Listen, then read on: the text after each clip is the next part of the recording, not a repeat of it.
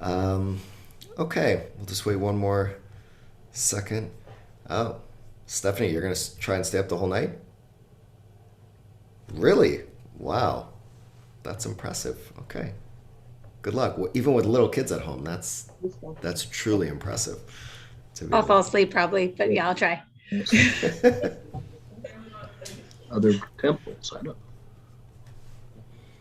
Okay, we'll give it one more minute. I am going to put in the chat the file so that in addition to me sharing my screen tonight, if you do want a copy of the text that we are going to be studying, you can have that and keep it forever. So it has a few hyperlinks in there that you can use, and just in case you want to have it on your screen or just download it for yourself for later. The joy of these texts, you can study them over and over again and always find something new. Okay, I think we'll get started. Thank you for joining me. Chag Sameach. I know I was watching Rabbi Eshel right before this.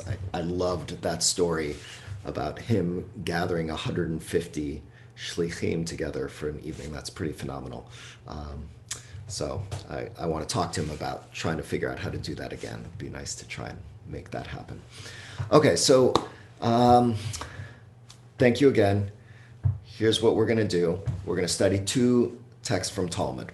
And anyone who did Talmud Tales with me last year, crazy that it was last year, these are two texts that we actually have studied already.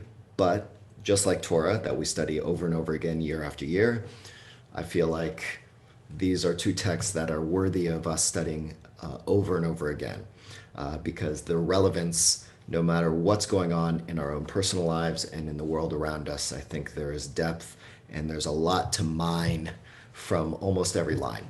So what we're going to do is we're going to read these texts together. We're going to read the first one and then break it down a little. Then we'll read the second one because they're connected to one another. And then if people have questions, I'm the last session that is being provided by Wilshire Boulevard Temple. So we'll see. Stephanie wants to stay up all night. I'm happy to do that with her. So we'll see how this goes. There, at 10:30, I will not be offended if 99.9% of you leave.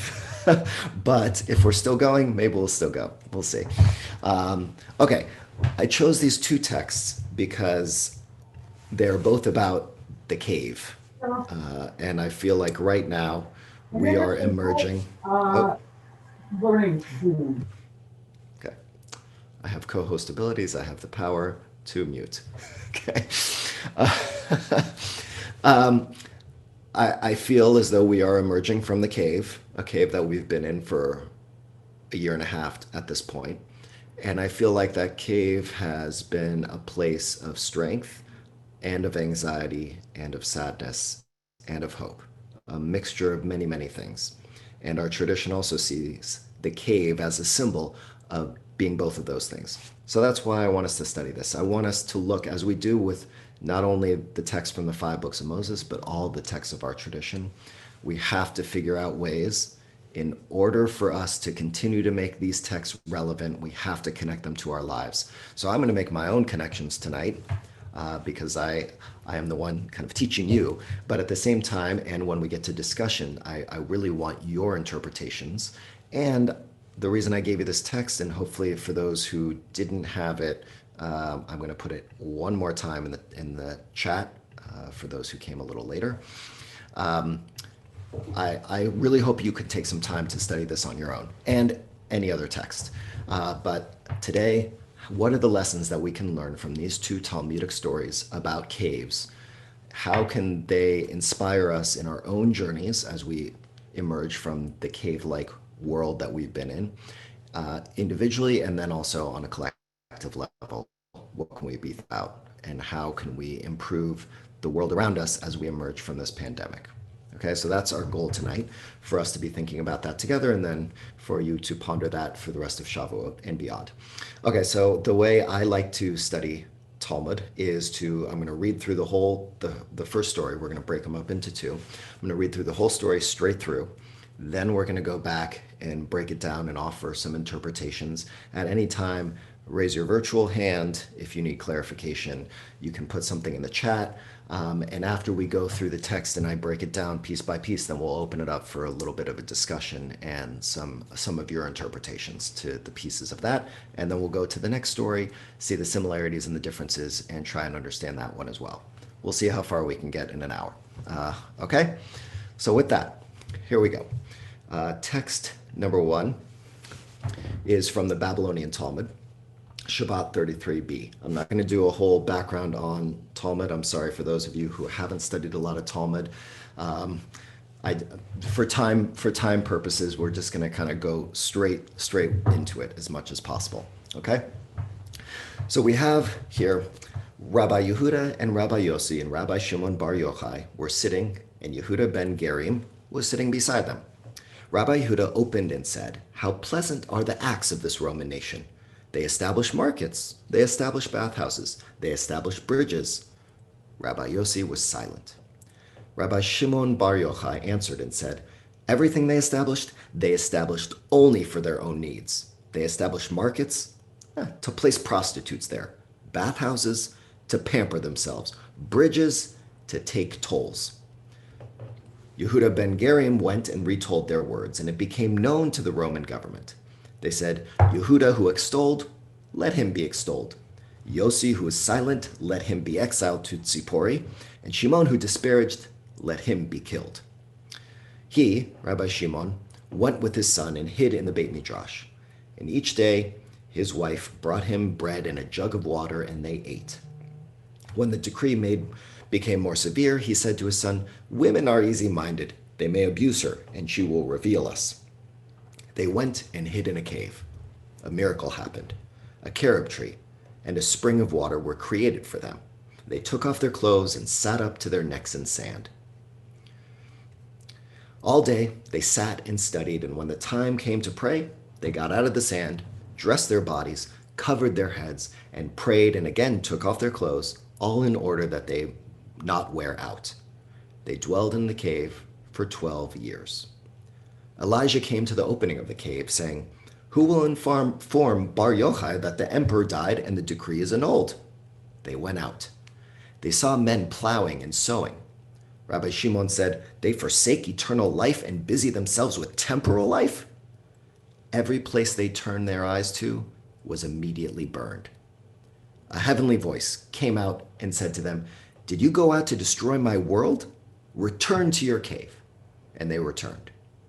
They dwelled for 12 months, saying, "The sentence of the wicked in hell is 12 months." A heavenly voice went out and said, "Go out from your cave." They went out. Wherever his son Rabbi Elazar smote, Rabbi Shimon healed. He said, "My son, you and I are sufficient for the world." When the eve of the Sabbath arrived, they saw a certain old man who was holding 2 bunches of myrtle running at twilight. They said to him, "Why do you need these?" He said to them, "To honor the Sabbath." They said, "Would not one suffice for you?" He said, "One for remember the Sabbath and one for observe the Sabbath." Rabbi Shimon said to him, "See how dear is a commandment to Israel." Rabbi Elazar's mind was set at ease. The end. Simple story, right? Okay, there are a lot of pieces to this story. So now we're going to go back. We're going to try and break it down. You have your own text. You can write your own notes on there. You can keep it and you can delve into it. So we're going to go through it. I'll offer just some ideas, and then I'd love to hear your thoughts as well. And then we're going to compare this story to the next version, which comes from the Yerushalmi, the Jerusalem Talmud. Okay, so we're going to go back again. I'm going to share my screen one more time, and let's try and understand all the different things that are happening here. Okay, so we have 3 rabbis who are sitting down and schmoozing with one another, and one guy, Yehuda ben Gerim, who's just kind of listening in. Okay, these are famous rabbis. This is taking place after the destruction of the Second Temple. Rome is in charge of Jerusalem and the surrounding areas.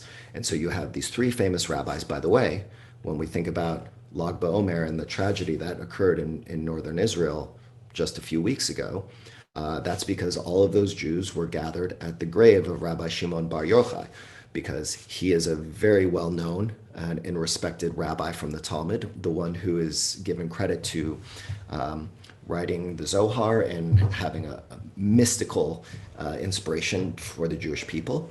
And so he's a key player, not only for Lag BaOmer, of course, but much of what we learn about him is from the Talmud, and this story is one of the highlights of his life and of how we tell his story.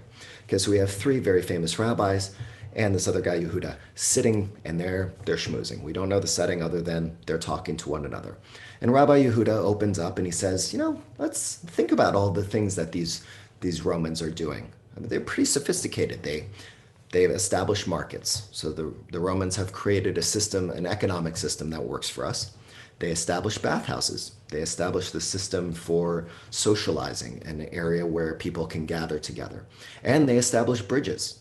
They figured out ways technologically and scientifically to make a way for us to go over one side of the river to the other and to connect communities to one another. In other words, they have taken technology, they have modernized the world in all these ways. Think about all the ways that our world has been modernized.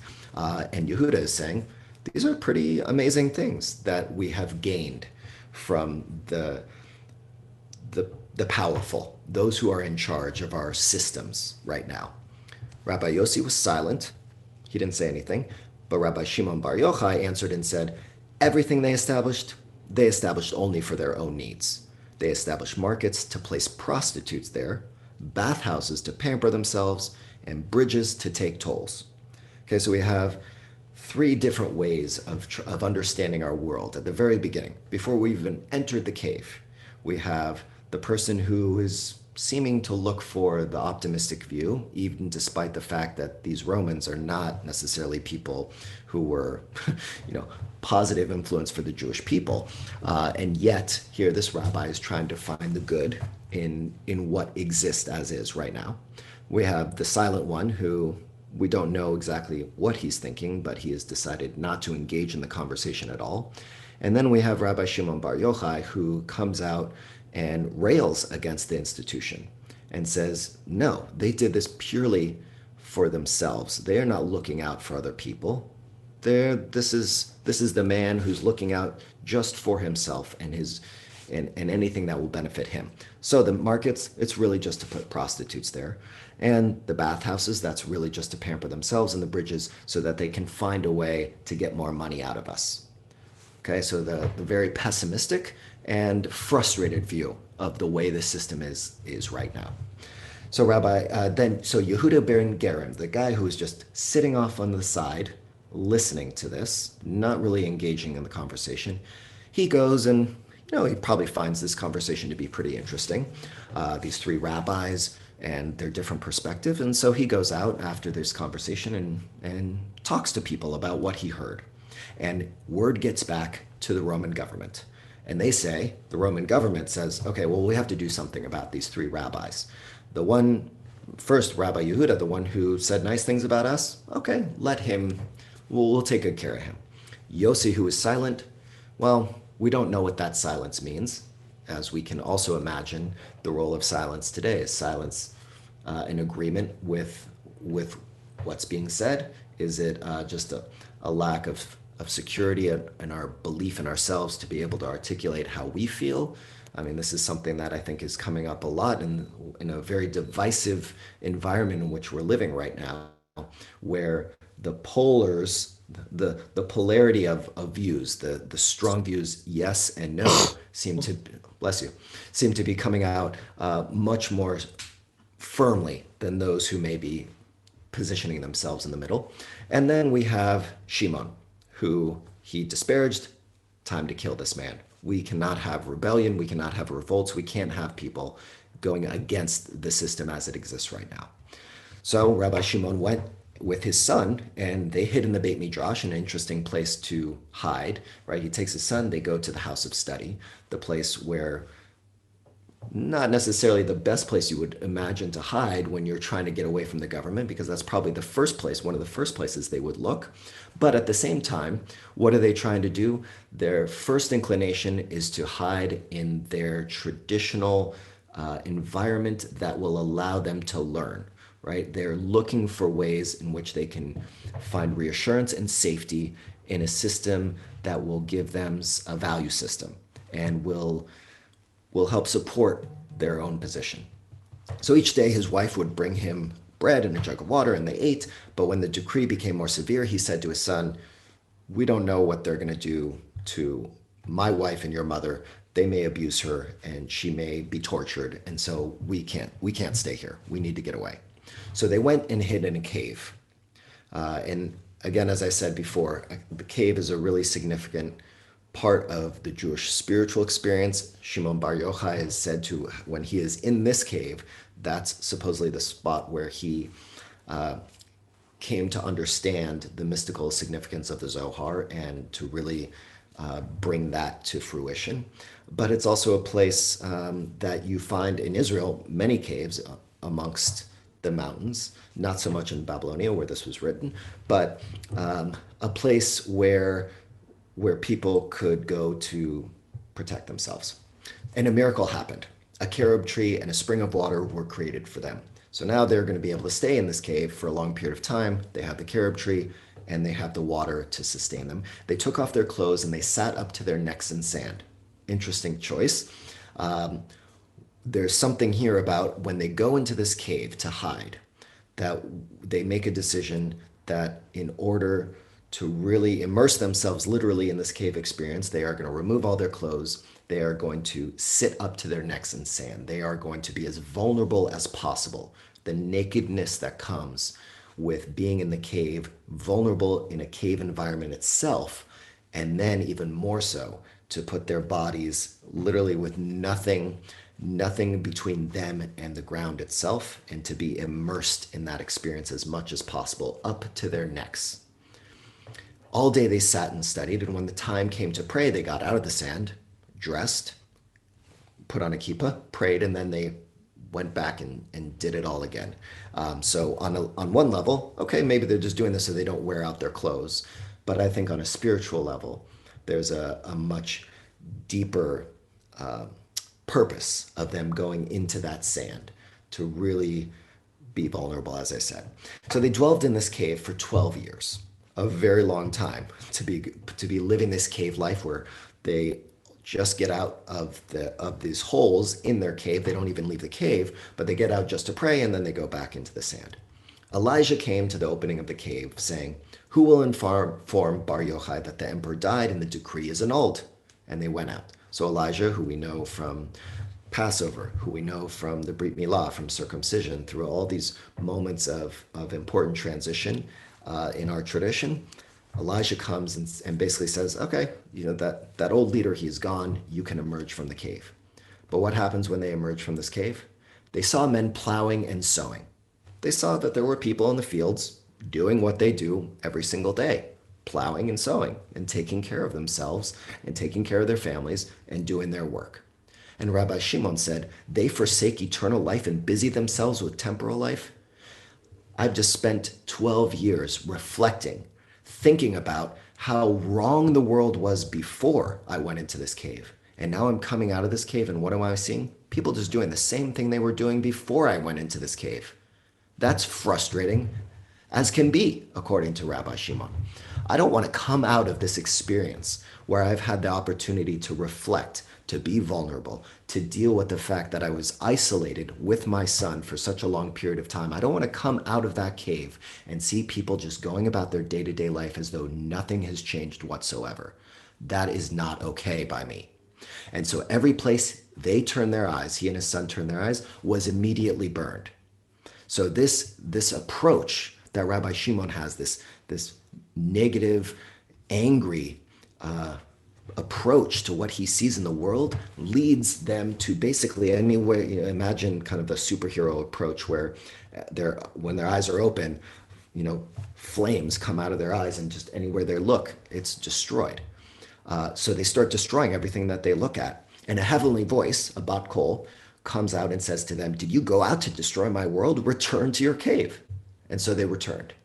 And so they could have potentially, if this had gone on and God had not intervened, they could have basically gone out and destroyed the rest of the world, just from that anger of the difference between what they had experienced in this cave life and what everyone else was doing seemingly outside of the cave.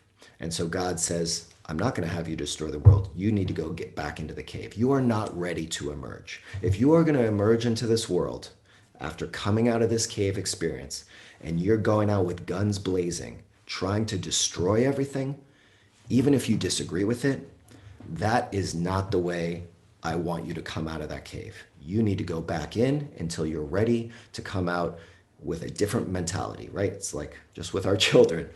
You're going to go back into that room. And when you have calmed down, when you have changed your perspective, when you have taken a deep breath, when you are ready to talk to me kindly and calmly, then you can come back out of your room, right? That's one way in which I kind of see this. So God tells them to go back, and they return to the cave. And they dwell there for another 12 months, saying the sentence of the wicked in hell is 12 months. And a heavenly voice went out and said, go out from your cave. So they need one more year to go back into that cave, to reset themselves. To now, it seems like the sentence of the wicked in hell is 12 months. It's as if they are now in a very different type of cave experience than they were before. Now they're sitting in that cave. They've had a taste of what was out there. They didn't like what they saw. They actually were almost destroying what they saw. And now they have to take all that and they have to sit with that as they go back into the cave for another 12 months. And then finally, God says, you're ready to go out and you can go out from your cave. So what happens this time? They went out and things haven't gotten that much better from their perspective. Right now, what the father did before, well, I guess they did it together in a way, though I tend to believe that the father was responsible because of the line he set up here, that he was responsible for them everywhere they turned their eyes. They burned everything. Here now, when they come out, the son is the one responsible for causing the damage. And wherever his son looked to destroy something, the Rabbi Shimon healed. And he said, my son, you and I are sufficient for the world. So here we have the teaching of the father, the way in which the son was modeling and looking at the way his father was behaving when he came out of the cave the first time. It's almost as though now his son is coming out and trying to live up to his father's expectations and standards. And yet here now, the father had learned something by going back into the cave and realized that that is not the way that this is going to work. That anger and that passion had been passed down to the next generation. The next generation doesn't really know yet how to control that power and that urge to bring about change. And yet here, luckily, the father is able to bring some healing. And he says to his son, you and I are sufficient for the world. We are going to be okay. We can do this. And when the eve of Sabbath arrived, they saw a certain old man who was holding 2 bunches of myrtle running at twilight. Myrtle, immediately, I think of Sukkot and the 4 species that with the lulav and the etrog. Myrtle is one of those that we shake with the lulav. And they said to him, why do you need these? And he said, to honor the Sabbath. And they said, well, wouldn't one suffice? Why are you walking around with 2? You don't need two bunches for Shabbat to make your Shabbat table nice or to make it smell good. And so he responds, one to remember Shabbat and the other to observe Shabbat, right? These are the 2 references to the 10 Commandments in the Torah. One says, and this is of course also referenced on Friday night with Kabbalat Shabbat with Lachad Odi, Shamor v'Zachor b'Dibur Echad, the 2 ways in which we talk about keeping and remembering Shabbat and the 10 Commandments, and they are intertwined as one. And so Rabbi Shimon says to him, see how dear is a commandment to Israel. And Rabbi Elazar's mind was set at ease. That somehow when the father was able to articulate to his son, see the beauty of commandments, see the beauty of Torah, see the possibility of a value system that we can gain from our tradition and from Torah, when we actually live by that, when we're reminded of that, when we see people who are going above and beyond to live out that. It's not just that this person was running home just to make sure they lit candles. This person, this certain old man, was running with a few bunches of myrtle, which is not even a required piece of the Friday night prayer experience. He's doing everything he can to beautify Shabbat. This person who's going above and beyond. And when we see that, there is something that eases not only the father's mind, but then the son's mind as well. And that's how the story ends. So I'm curious, thoughts? What do you see are the connections between this story and what it means for us to be emerging from the cave? I gave a few of my own hints as we were going through, but I'm curious how other people interpret the story. If we're going to interpret the story in the context of our own experiences right now during this pandemic, and how we are now starting to emerge, what are the lessons that you believe this story is trying to be teaching us right now about how we should be emerging from this cave experience? Jeff. Ultimately, I see it a little bit differently. I see it in that isolation, separation from the world, avoiding the problems of society is never fraught with a positive result. They experience separation, isolation, they can study in an isolated world, but their entire role has been obviated by that action. They need to embark on the efforts to educate and to change the world. Without that, there's no purpose to it. Okay, good. Great, Jeff. Yes, I don't know if you see it differently. I think we see it similarly. I think what you're referring to is what the next step of the story needs to be, right? It's not that they can stay in that isolated world of that cave for long. That's not the story does not seem to be teaching us go into a cave and find yourself in that cave and stay there. That's a place of safety and comfort, and in actuality it's a place that actually could lead to more destruction than we need. And so yes, when you come out of that cave, what are you going to do when they see that man and they finally are able to recognize maybe there's a different approach to the world. Maybe we should be looking to figure out ways of beautifying the world. Maybe we should be looking towards commandments and a value system instead of trying to work against the system. Maybe how do we work within a system that already exists to change it? Maybe that's what you're referring to as kind of the next stage of that story. If the story was going to continue, what are they going to do after that Shabbat? After they've seen this old man and they've been put at ease, so to speak? Okay, well, being put at ease does not mean they can just sit back on their laurels and give up what needs to be changed in that society. Okay, great. Engagement leads to change. Everything short of actual engagement and involvement in the world is fruitless in a sense. It doesn't yield positive goals. It doesn't change ethics. It does nothing to people. Maybe it does something to the individual, but it certainly doesn't do anything for society. Great. Thanks, Jeff. Merle, go ahead. I look at it at the beginning. I looked at this whole piece as how community was going to be formed, and then how you're going to start community and all the different things that you need in order to create a healthy community, or not so healthy, depending on what side of the fence you're on. But then when we got to the cave part, I was thinking, yes, we've all been in this cave.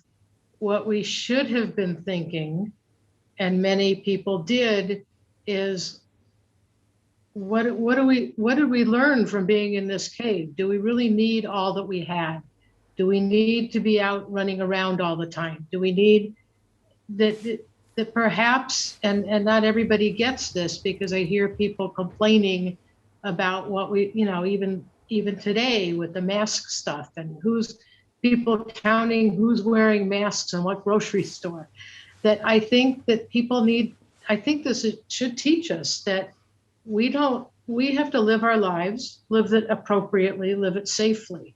And that we have to teach our children, grandchildren, family how to live it as well. And that we can all be together we're very fortunate. We were with our grandchildren the whole time, because when we rushed home from Mexico and they were going to close the the border, we were able to see them, but we saw them in a different way. We weren't all hugging and kissing, and we were out on driveways, or we weren't in houses. But we learned how to do this and keep ourselves safe and friends safe, and still be comfortable when this is all over. Great. And how do we look at things differently now than we did a year and a half ago?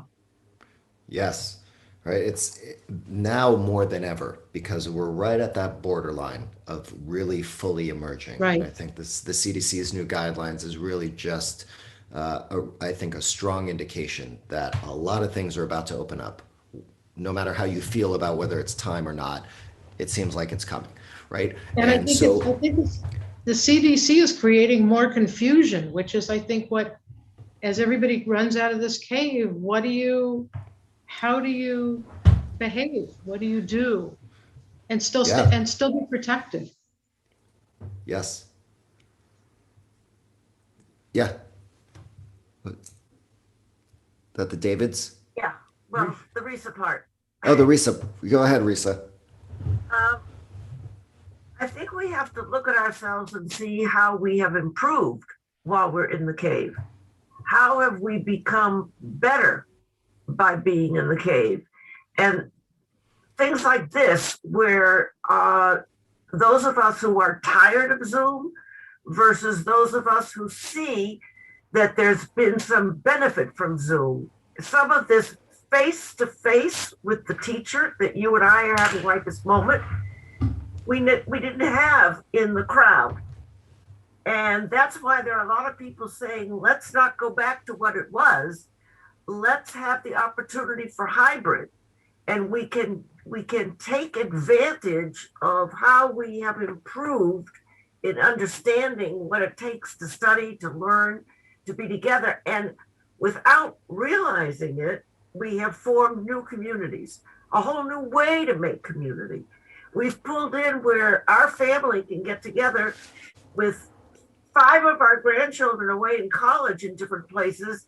Every Friday night, we have community within the family that we never had before. And some of us want not to keep it, and some of us want to keep it. So it's a matter of picking and choosing and being aware that we have benefited from this cave experience. It's not been wonderful, but if you could take the benefits, I think we'll be better people. Great. Yes, I agree. Right. I think what the reason why I think it's so important that they were up to their heads in the sand is that the cave was a place for them, as I said before, of vulnerability. And with vulnerability comes the room sometimes for creativity and for insight and for thinking that you can't do when you're running around out there plowing and sowing and doing the day-to-day grind. We've now had a year and a half. If we are all going to leave this cave and assume, number one, that things are going to go back to normal, it's not. The world has changed, and we need to mourn the loss of what was before, and we have to figure out how to come to terms with that. But we also, as you're saying, Risa, and I think Merle was touching on this as well, which is how can we find the benefits of this vulnerable time, and how can we take that with us, and how can we use that creativity to our benefit as a society too, right? I mean, think about all the things that have been going on while we've been dealing with this pandemic. Black Lives Matter. Right now, everything going on in Israel. Just the fact that I read on the news last week, the airlines have had to deal with 1,300 abuse cases or whatever it may be. That's equivalent to the last 10 years put together in the span of six or 8 months, right? The anger, and this is what I've been thinking about when I heard that and when I knew I was going to be teaching this text, the anger and the frustration that people have had that have been pent up inside them because they've been isolated and they haven't been going and connecting with people the way that we used to. We have to be aware of that in ourselves. We have to be aware of that in other people around us. My wife and we've only had one date night since recently, and we went out and we were in Hollywood, and it was was just a weird vibe. There's a lot of weird energy out there. There are still a lot of people really trying to figure themselves out and figuring out what does it mean to be out in the world again with other people. And we have to be aware of where we're coming from. We have to be aware of everyone else's vulnerabilities. And the tendency may be to try and burn it all down. And how can we make sure that we're not doing that? How do we make sure we don't burn down the societal changes that we've started to make? And how do then on the personal level, how do we make sure we emerge from that cave and start to see the beauty and opportunities? Any other comments or points on this text? I want to make sure we get to the next one. All right, let's go to the next text, and then we'll open it up again. This is a shorter text, and then we'll open up again for comments on that text or anything else. We'll go from there. Okay. So continuing on, that was story number one. Story number two comes from the Jerusalem Talmud. This is, there are two Talmuds basically. One that was written, established in Babylonia. There's one that was written in Jerusalem and in Israel. We tend to focus on the Babylonian Talmud. It's a little bit more expansive. It goes into a little bit more detail than the Jerusalem Talmud, or Yerushalmi. So this is from the Jerusalem Talmud and is related to the story we just read above, but comes from a different perspective and is not the same story, but is definitely related. So I'm curious what you think of this one. This one's, I think, even harder to understand and decipher, at least towards the end. Okay, so we have Rabbi Shimon. I will read through it and then we'll go back and break it down. Rabbi Shimon ben Yochai was hidden in a cave for 13 years, in a cave of cherubs and truma, until his body rusted. At the end of the 13 years, he said, "Should I not go out to see what is new in the world?" He went out and sat by the mouth of the cave. He saw a hunter hunting a bird. The hunter laid a trap. Rabbi Shimon ben Yochai heard a heavenly voice that said, "Freed," and the bird flew off. He said, "If not for the will of heaven, a bird would not get trapped. All the more so is this true of human beings." End of story. Okay? So now let's try and understand this. Rabbi Shimon ben Yochai, same bar ben are two of the same words that mean son of, right? So this is really the same rabbi we're talking about here. Rabbi Shimon ben Yochai was hidden in a cave for 13 years, in a cave of cherubs and truma, until his body rusted. Okay, so Rabbi Shimon ben Yochai was hidden in a cave for 13 years. Again, if we looked at the story before, first they were in the cave for 12 years and then one more. So here he is for 13 years. Do we think of 13? No, bar and bat mitzvah. Well, definitely not bat mitzvah, but bar mitzvah was not as significant back then. But in a modern context, we can see this as 13 years as being a time of maturity. We want to think about wine maturing. We want to think about Jews maturing. A Jew matures at 13. At 13 years of age, a Jew enters a new set of responsibilities and ideally a new view through which they understand the world around them. Right? So Rabbi Shimon ben Yochai has been hidden in a cave. Doesn't say why he is hiding in this cave. It's almost put in the passive tense as if though he was hidden there for a reason, that he didn't necessarily choose to hide there, but for one reason or another, he's been there for 13 years in a cave of cherubs. Again, this idea of cherubs, of there was sustenance there in order for him to survive, until his body rusted. So what does it mean for his body to rust? He's gotten to the point where something is degrading, where he's no longer, at least physically, the same person he was when he walked in. Now, what I think about is the type of eating that I've done during my cave experience that has definitely changed my body a little. It's a little rounder than it was before, right? So there are ways in which when you are in a cave, your body breaks down, right? Or another example, we got a dog and I started walking the dog, and as a result of all the walking that I've been doing day in and day out, I have now a minor foot challenge that I have to deal with, which didn't exist before the pandemic, didn't exist before the dog, who I love very much.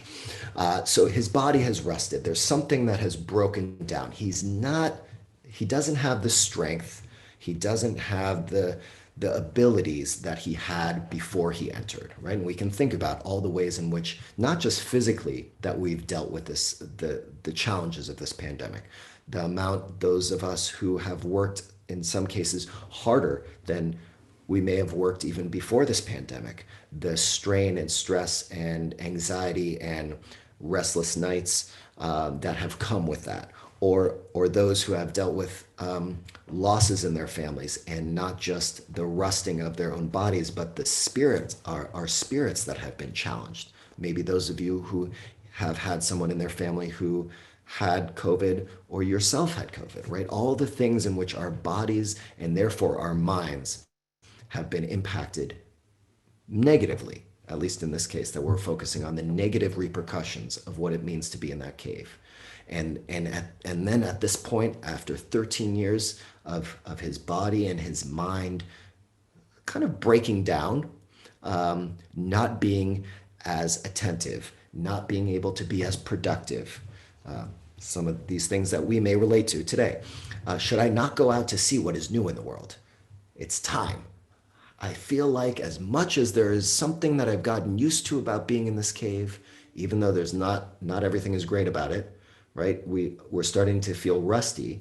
There is a comfort that almost comes at a certain point when you have adjusted to a new type of life. Whether or not it's really good for you long term, there is an adjustment that we've gotten used to. And let's be honest, we've adjusted to this. That's the beauty of humanity, is our ability to adjust and adapt. So at the end of 13 years, should I not go out and see what is new in the world? Maybe it's time for me to make a change. And we are luckily or not, I guess, we are being forced into that, right? The world is opening back up, and we really do need to see what is new. And the world is new. It is a new world. Even though much of it may look the same, it is a new world. So he went out and he sat by the mouth of the cave. So in this story, Rabbi Shimon ben Yochai doesn't go out and start wandering around. He doesn't even really look so much beyond. He doesn't get further than the mouth of the cave. He sits in this space where he is almost as though he is half still in the cave and half of him is looking out at the world around him. All right, we would call this a liminal space, a space that is neither here nor there, a space that you go through, but you don't settle in. Right, the mouth of the cave, an airport, for example, is also another liminal space. So he goes and he sits by the mouth of the cave, and he saw a hunter hunting a bird. So we can imagine it's a beautiful natural landscape, and the first thing he sees, interestingly enough, is a hunter hunting a bird. And how is this hunter hunting a bird, and what does the bird represent? It could be, right? The rabbis could have chosen any animal here. Could have chosen a deer, could have chosen a rabbit, but here there's I think a significance to the idea of a bird. A bird represents that which has the ability to fly, to be free, to literally soar to new heights. In our tradition, the bird, we are freed on eagle's wings from Egypt. That's one of the passages in the Torah, right? So there is this idea that the bird can represent lofty expectations and lofty opportunities that come with emerging from that cave. And yet, there is something hunting that freedom. There is something that is pursuing that freedom in an attempt potentially to make it harder for us to engage in that free experience.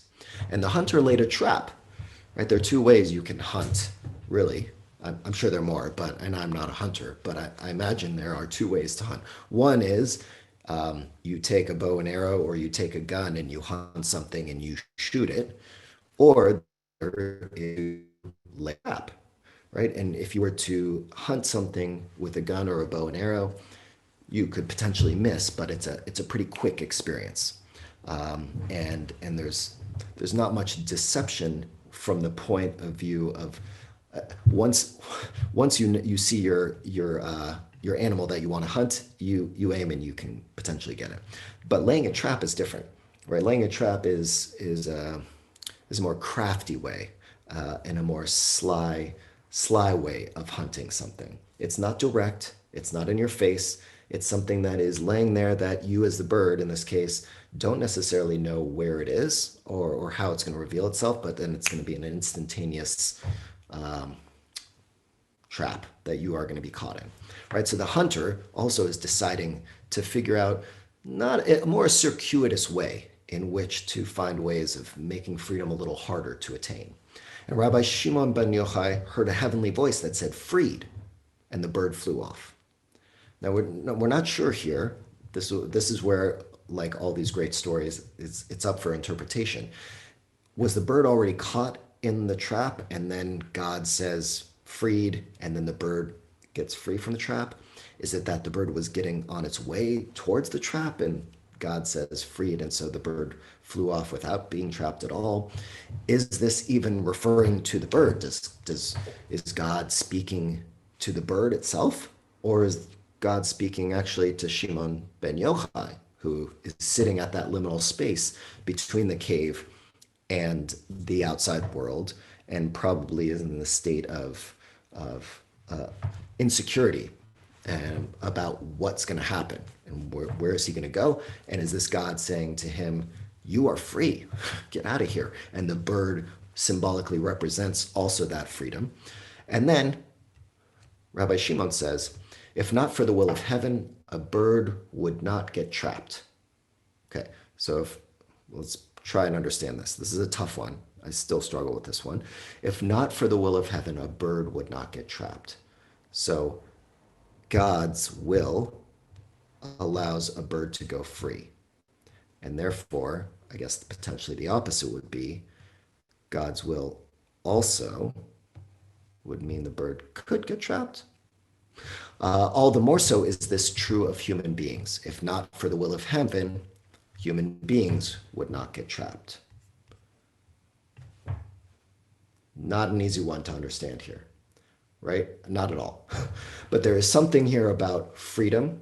There's something here about the idea that there is a trap. There is both the caves is almost a trap in a way, right? We can be trapped in the cave mentality. Even as we emerge from that cave mentality, we can be trapped in it. It can have a hold on us, and it can do that in very circuitous ways, in ways that we don't necessarily see overtly. Yes, there are restrictions on movement, right? There were times where we weren't supposed to leave our house, right? That is a very clear, overt sign of being told to stay in our homes. But there might be some more subtle ways that we've dealt with what it means to be trapped in our homes also, right? Maybe we haven't had the same opportunities to see our friends and family, or they have not felt comfortable doing that, or we just haven't been physically able to fly to go see them, or whatever it may be. There are lots of ways in which we have felt trapped, or we may have been trapped. And now we see this bird, which is this freedom that is just waiting for us to come out of this cave and to look for those opportunities for freedom. And there is, I think the story is teaching us, there's always going to be a hunter that is going to be attempting to keep you in the cave mentality and not allow you to recognize the power of what it means to be free, right? We had Passover 7 weeks ago. We're now celebrating Shavuot.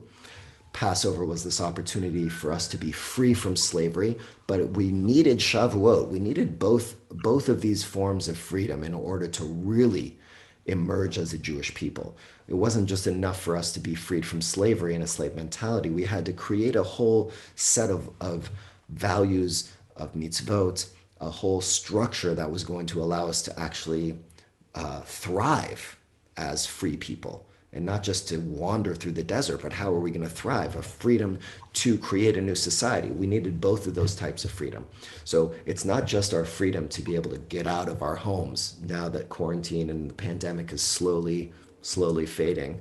We also have to have the freedom to decide what we are going to do, as we already were talking about after discussing the previous story. What are you being free to do for yourself? What are you going to do to be able to feel that sense of freedom, knowing that there are going to be forces, societal forces and internal forces, that are going to want you to remain in that cave? And is God a force, as I believe in the story seems to indicate? A God is a force that is wanting us to find freedom, right? It is the ultimate Jewish story, is the story of freedom. And how can we not look to our tradition? How can we not look to the Torah? How can we not look to God as a symbol and as a powerful force within us and around us that can guide us towards that freedom, individually and collectively? So that's one of the things that I take from the story. Thoughts on either this particular story, the second one, and your own interpretations about what's going on here? Melanie. Okay, as some of you know, I work at a school in Beverly Hills, and we're a K through 5 public school. And for a year, we were sitting doing school online. And about 2 months ago, we finally got to a little break, and we said, we're going to offer the families part-time. So it was the hybrid model. So the kids, some of them came to school for 2 hours in the morning and went home. And then the other group came to school for 2 hours and went home. And then a month ago, we went on further. And school is now 5 hours a day, which is pretty close to a normal day, but we've got shifts. But what I see is, with all of the parameters, they kind of walk on the dot and they've got to stay 6 feet away from each other and you can't hug your friends. But what I see is so much freedom at lunchtime. I walk through the halls. We have a group of 2nd and 3rd graders in the Rose Garden. We have a group of 4th and 5th graders literally sitting in the halls. We have another group that are by the auditorium that's falling apart. The kids brought beach towels so that they could have their little own space. But I see the freedom of the children because you hear laughter and catching up with each other and enjoying what they're doing. So I see they're resilient, and I believe we need to be resilient. We, as the adults, the teachers, are more worried than those children. You know, we're worried, did that one have the COVID shot? Should we eat lunch with this one? But I see it in the children. So I really have great faith that we're all going to come through this, you know, better people. And I love Wilshire Boulevard Temple for the 12 o'clock. Every day, almost 12 o'clock, I was able to have my lunch hour and do the study sessions. And the Friday night, the Shabbat messages, I sure hope that they continue, because the Shabbat messages gave me a lot of strength for all of this.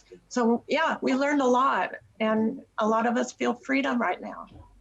Great. Thank you, Melanie. That's a great story. Marshall and Hannah, and then Greg will be next. Thank you very much, Rabbi Nickerson. A fascinating presentation. I was most interested in the first story you took from Shabbat 33b. And these are not my own ideas. They came from Rabbi Ed Feinstein and Rabbi Mark Gelman from their Shabbat morning VBS program. They did a great job with a great interpretation of this. Yeah, please. Let me just close this here for a second. So who was Rabbi Shimon Bar Yochai? He was really the principal student of Rabbi Akiva, lived in the 2nd century, the Common Era. He really was deemed to be the founder of the Jewish mystical tradition. At least traditionally, he was thought to be the composer of the Zohar, although we know actually he probably was not. But the story which Rabbi Feinstein and Rabbi Gelman taught about was that, like you mentioned, the 33 was sort of a liminal day, that there were really 49 days. We count the Omer, and the 50th day becomes Shavuot. So these rabbis did not want to deal with the dirtiness, the messiness of the real world for 32 days. And then suddenly they retreat to a cave on the 33rd day, and they stay there. And what do they have in the cave? They had a charuv, they had a carob, they have a ma'ayan, they have a well. It was really the Gan Eden. But you can't really live life as a Jew in monasticism. You have to get out and deal with the real world itself. So that's why they had to leave the world on the last 16 days, let's say. And when did they become really free? They became free when they were able to accept Torah on the 50th day, that is on Shavuot. Thank you, Marshall. Thank you. Yes, anyone who wants to go hear a wonderful interpretation of this exact story. Rabbi Feinstein and Gelman spoke about this in honor of Lag BaOmer a few weeks back. That's where I got it from on the 1st of May. Yes. Yeah. Thank you for sharing that. Yeah. again, see, you can study these texts even within a span of a few weeks and hopefully still gain new insights from them. So thank you, Marshall. Greg. Hi, I just want to thank you. This was so wonderful. I mean, really, it's just so cool. And both of those readings, I mean, I was wondering maybe you could tell me if I've got the gist wrong or right, but it kind of felt like from both of them, once you go out of your cave, the important thing is not to focus on, because you're in your cave and it's so, you know, introverted in a way. And as an introvert, it's like, it's so easy just to be in that. And then when you come out and you're exposed to the world, it seems like in both stories, there was something really negative to focus on right away. And I think in both cases, the message was, don't focus on the negative. Like on the one, focus on the person with the two myrtles, you know, like observing and remembering the Sabbath. And then the other person, focus on the freedom of the bird. So you really can immediately focus on the negative when you come out, or just be kind of overwhelmed by life and the complexities of it. But I don't know, I find that really, really meaningful, especially right now. So I just want to see if anyone else had those thoughts and just say thank you. Yeah, thank you, Greg. I think you got the gist of it for sure. And I think you're right. Our tradition is so much about hope, and we have dealt with so much loss and frustration and destruction over the course of our history. Pretty soon we're going to have Tisha B'Av in the middle of this summer, where it's the only other day besides Yom Kippur where we fast for 24 hours, right? But other than that, we find most of our holidays and most of the way in which we see the world is that of hope, of tikva, of trying to emerge from those moments of destruction or despair or pessimism, and to look for that hope, to look for the bird, to look for the person who is bringing beauty to the world, because it is much easier to find the negative, right? There's that famous study about Disneyland where I don't remember what the exact numbers were, but like it takes an exorbitant number more people to say something positive to equal one negative review of an experience at Disney, right? So it's much easier for us to focus and to double down, and we see it every day on social media, double down on negativity, double down on being loud and passionate in a kind of more destructive way. And it takes a lot more of us, and it takes a lot more power to counteract that with positivity and love and joy. And our tradition says you have to bring that power that you have within you, to bring that love and that joy and that hope, because it's very easy for you to walk out into that world and either try to destroy it yourself or to succumb to the powers around you that will attempt to do that. So I think you're right, Greg. As we're emerging, no matter if we're an extrovert or an introvert, how do we find in our own ways the ways that we can emerge and look for that bird and look for that beauty around us? Yeah, thank you.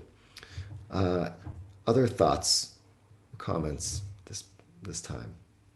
Vivian, and then Jeff. Well, Hi, Vivian. the thing that got me about the two stories is, well, one, the most obvious, keep your head out of the sand, but you know that he kept his head above.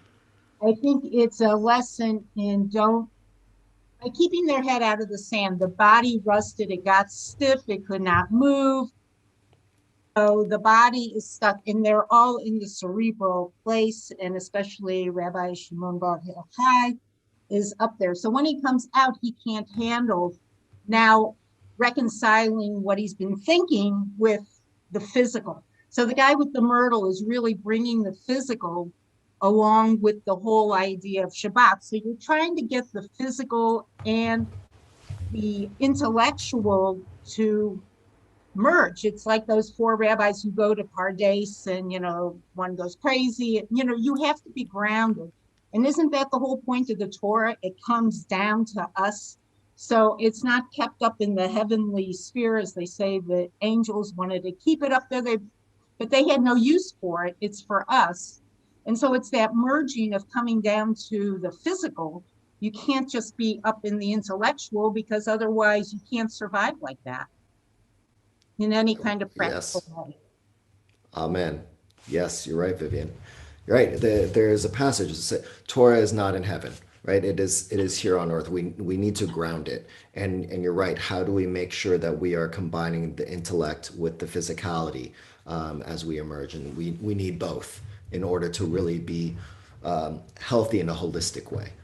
Thank you, Vivian. Jeff, I think I saw your hand up. You know, the cave as a metaphor is really the antithesis of Judaism and the principles of Judaism.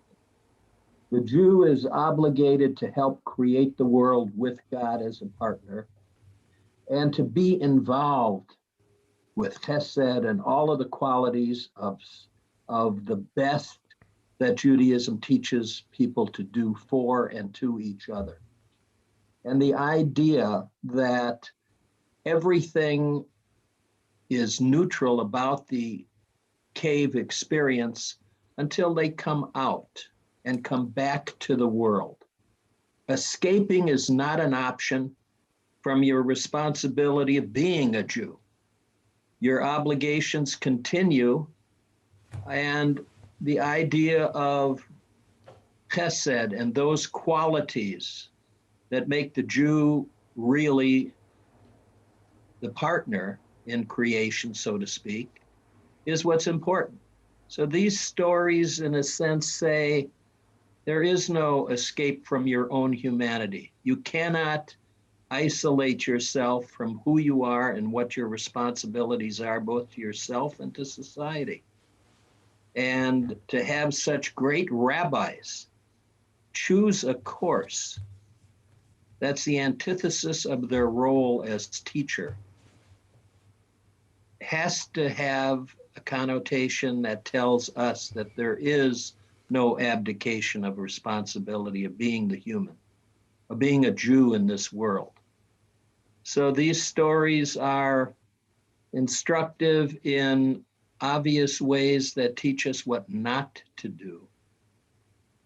Not that it's easy, but that's the essence of what we have to continue day to day to strive to attain.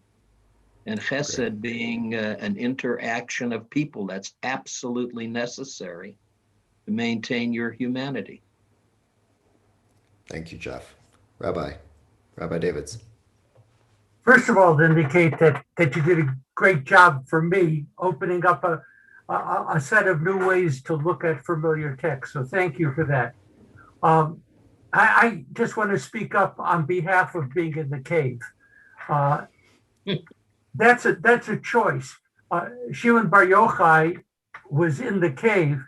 At the end of it all, he appeared to have gained spiritual richness.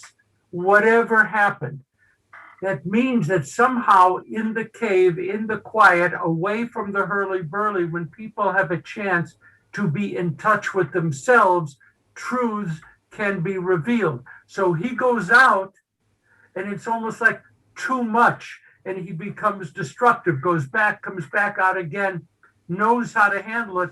He is now more perceptive, more caring, more understanding. The cave, he didn't choose, but was a blessing. And the second account, in that first stage of being in the cave, what did Shimon Bar Yochai gain? The capacity to sit at the mouth of the cave and hear the bat kol. It wasn't just that there was a bat kol, but he could hear it. The bat kol is always available, but we're so, engaged in so many activities. When he heard the bat kol, he looked at a hunting scene, very normative, but saw it in greater depth. So he, in both stories, emerges enriched and better. Instead of lamenting our having been in a cave, we should attempt to attune ourselves to what we may have learned, how we could be more sensitive, and how we can live better lives outside the cave. Being in the cave turned out to be a good thing. I'm in favor of caves. Thank you. Yes, and if you love to hear the wisdom of Rabbi David's, as we just heard, tune in on Saturday mornings at 9 a.m. for his Torah study. Yes, thank you. That's such an important point. I think that's a good place for us to end, unless there are any other points that people want to make. Again, you have the text. Hopefully you have that in the chat so you can continue to study this. I want to thank all of you. And again, how do we emerge from this cave? How do we take the beautiful lessons and the blessings that we have been given during this time? And how do we emerge to bring more freedom, more hope, more opportunity to the world that we are now coming out into? How are we going to do that individually? How are you going to do that? And how can you then work with others, whether it's in your own synagogue community, it's in our city, it's in our country, to continue to do the work, to bring more freedom, to bring more hope to those all over the world. So thank you very much. Chag Sameach. Enjoy the rest of your evening of learning, whatever that may be, and the rest of your celebration. So thank you, and so have a wonderful night. Thank you. Thank you. Bye. And Bye. Stephanie, good luck staying up all night. Thanks. I'm on it. I hope your husband is on duty for all day tomorrow. Where's the For party? sure. Oh, take care. All right. Bye. Bye, everyone.